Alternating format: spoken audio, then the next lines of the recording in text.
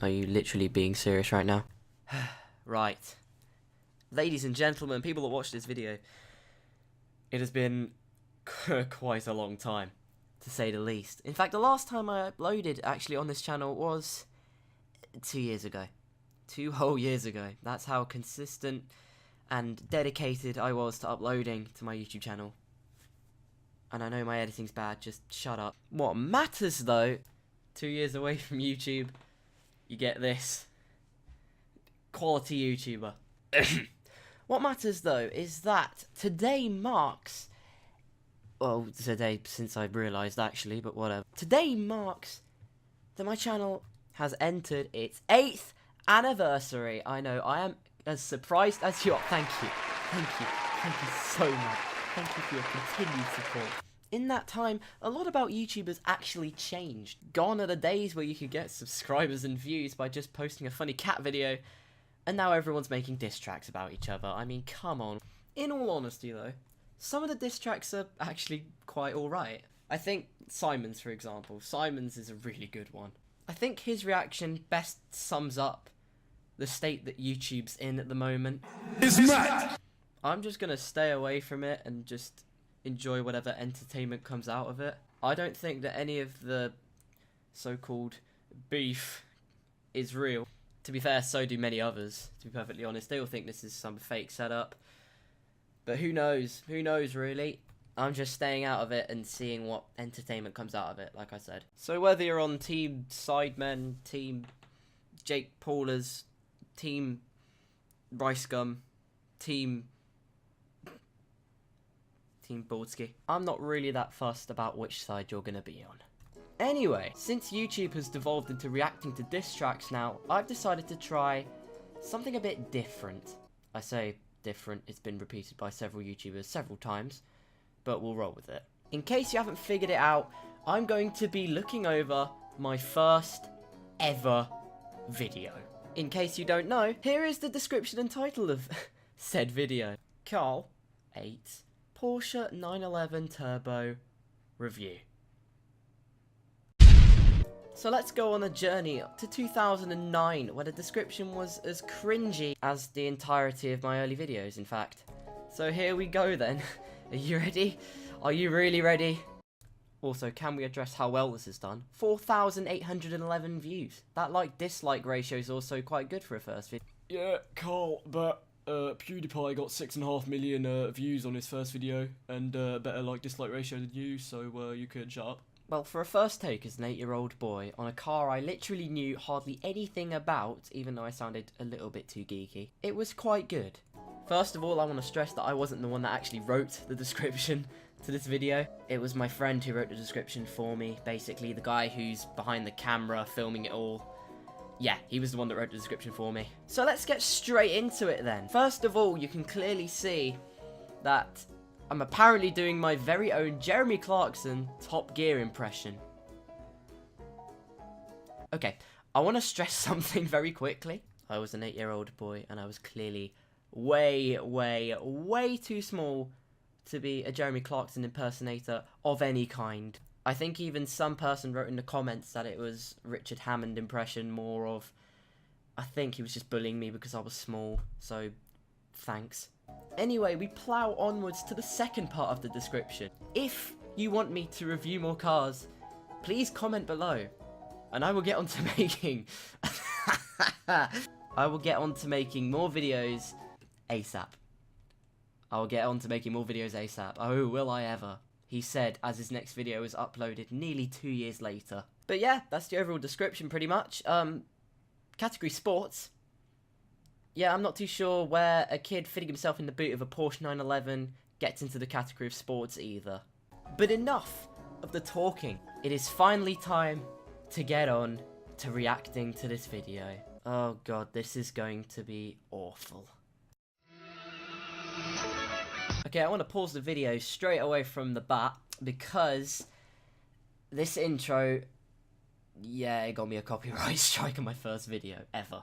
Here you can see, like, the details of the video itself, fundamentally. You can see the views, the likes, the dislikes, blah blah blah, all the comments, you know, all the normal stuff you can see. But that little C means that there was copyrighted music in there. And of course it had to be the intro music for Top Gear. So at this point I'm absolutely panicking due to the includes copyrighted content thing just below my video views and whatever. So I slide into the video manager and I'm like, what's going on here? So I go in and find out there's audio visual content at 2 seconds to 22 seconds. This also happens to be the introduction to my video. The claimant, BBC Worldwide. Brilliant. I was surprised I didn't get at least one copyright strike every video after that, to be perfectly honest. So yeah, there we are. Cheers BBC Worldwide, appreciate it. I'm now going to skip the rest of the intro in an attempt not to get a copyright strike on this video too, just from watching my old video, and then we're going to move on to the next part of the video, which is just even worse.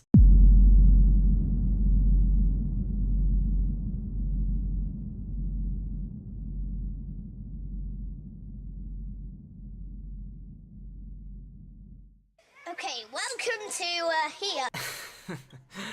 Okay, we're off to a good start. Let's just view it again. One more time. Okay, welcome to here. Welcome to A small here. line. What the flying hell was my voice? Oh my god. There's just so many things wrong with that first clip. I won't even go over them.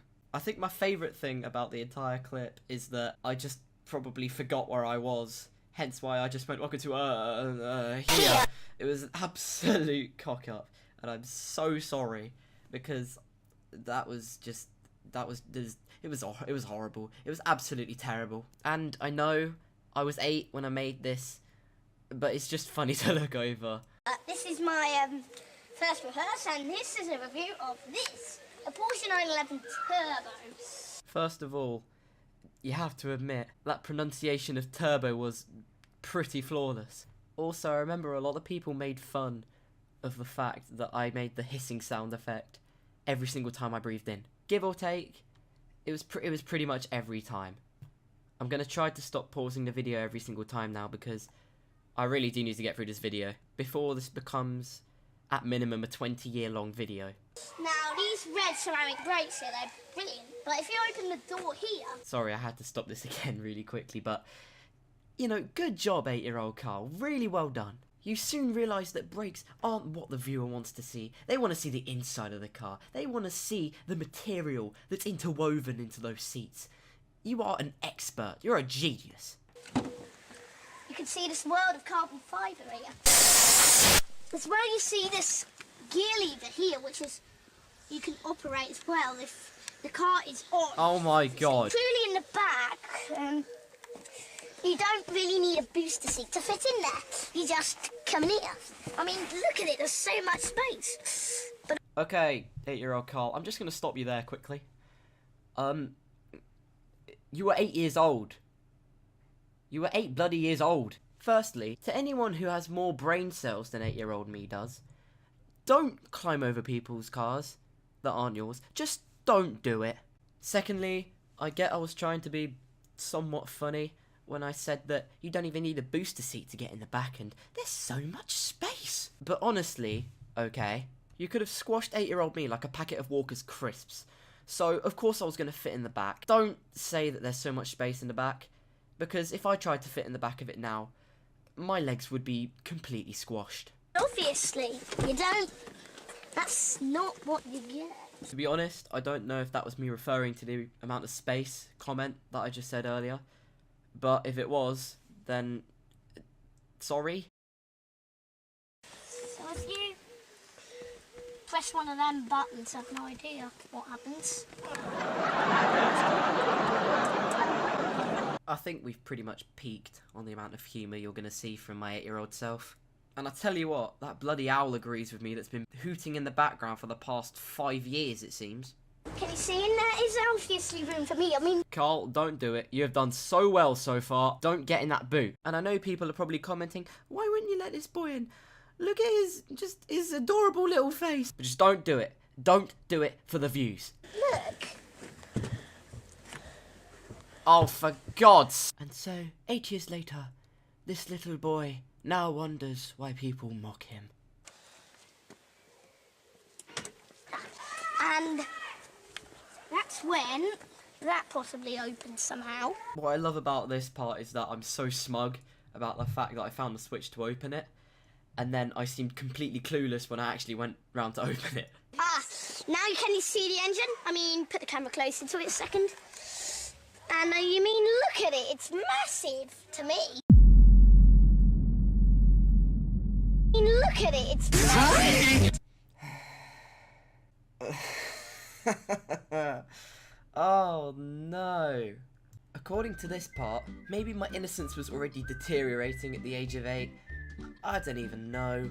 I think the other thing I love about this is just how enthusiastic I am. But saying the word massive just started a massive apocalypse, if you want to call it that. Like, honestly, I could not stop saying massive after that. You'll see later. But if you look at the speedo, it can do, obviously, 201 miles an hour.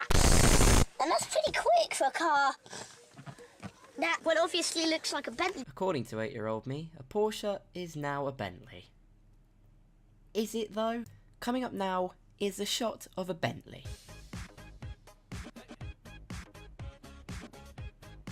And now a Porsche. Okay, but seriously though, here is an actual Porsche. See the similarities? Yeah, neither do I. I mean, maybe they have the same body styling. I guess. I mean, that's the only thing I can think of off the top of my head. I don't know. Here it is. Now it open. Look at me. Look at it. You can stand up and drive. I mean it. Look. Are you sure about that? Oh my god. You know what? I take back the comment I said earlier about the fact that my humour's peaked. This is by far the funniest bit you'll find in the entire video. I just remember coming up with that on the spot, and it was the best thing I'd ever made up as an 8-year-old. I also looked like I had the biggest epiphany ever when I was like, hold on, you can stand up and drive. Digressing the fact my feet couldn't reach the pedals. Pretty hot as well, but anyway, this is where the oil goes. Meanwhile, can you see how massive it looks? But obviously the engine's massive. Porsche say that it's so Please, for the love of God and all that's holy, don't say massive. big it produces nearly, I would say, about over 500 brake horsepower. That is an awful lot. I tried my hand at being professional about it by saying I was receiving actual intel from Porsche about this matter. However, it was quite clear to see that eventually I had no idea what I was talking about. It's another oh dear moment. Having said that, originally I was just going to rip into how I just eventually tried to guess what the power output of the car was and just move on from there. But I've just looked at the stats of the new car and I actually wasn't that far off. Here you can see the stats for the car itself. This is the latest one that they have. I guess the power to be around 500 horsepower. Look up on here.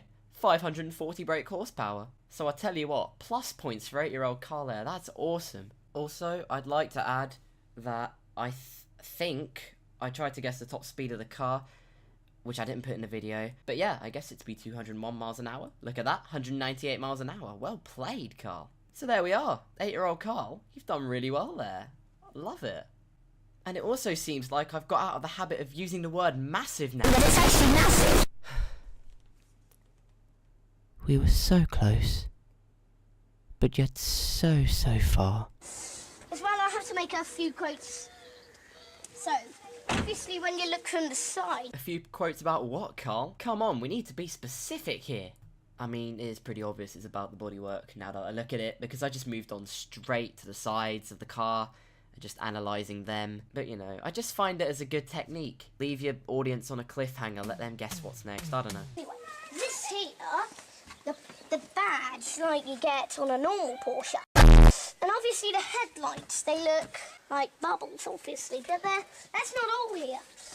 The wing mirrors look like you obviously look like you're in a mirror, look. I mean, they look like in a camera view. But as well, you get these... Oh my god, yes, I was waiting for this part of the video as well. For those of you that don't know who the cameraman of that video is, if I could speak, that would help. The cameraman is a guy called Finbar Summers. Here's a picture of his channel up here. As you can see, what I have to say about his channel is he's made some incredible stuff, and he really hasn't been appreciated enough, so please show him your support.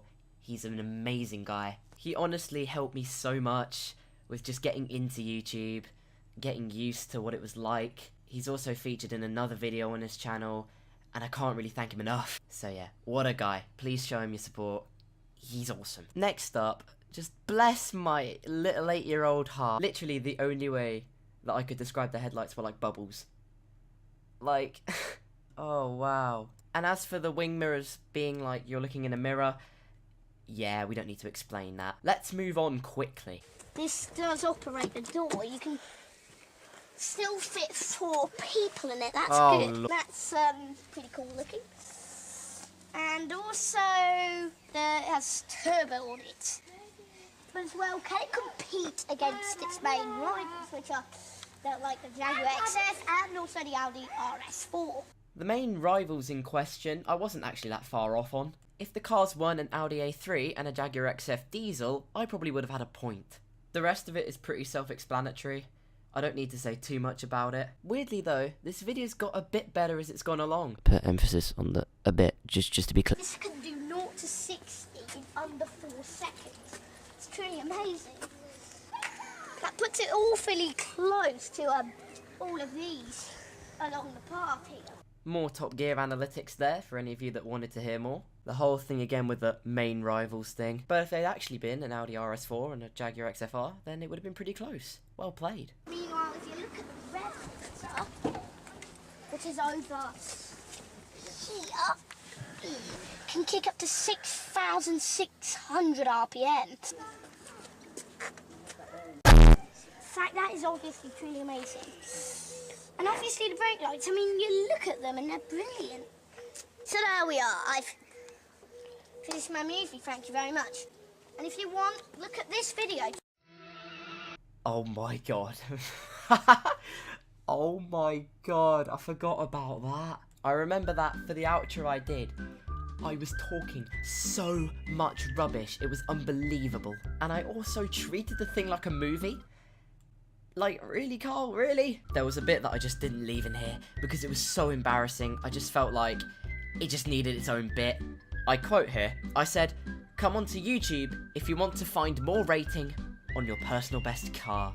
Karl, they're already on YouTube? Yeah, that's a bit awkward. But anyway, here are the rest of the credits with non-copyright music.